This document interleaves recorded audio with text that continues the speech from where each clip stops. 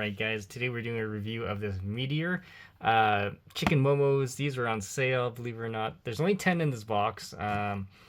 This, like I said, it's on sale.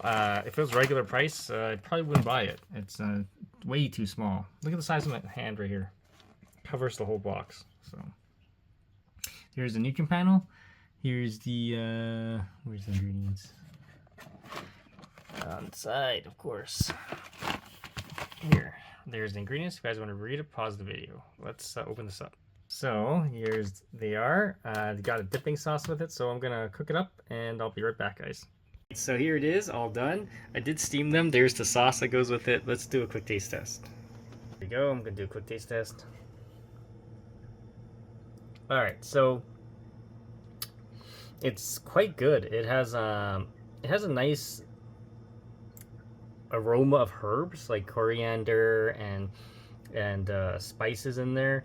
It tastes like the Chinese version of the xiaolongbao, but with more herbs. The only thing is it's really small. Like, this is the whole box right here. So other than that, it's pretty good. Definitely check it out, guys. We'll see you in the next video.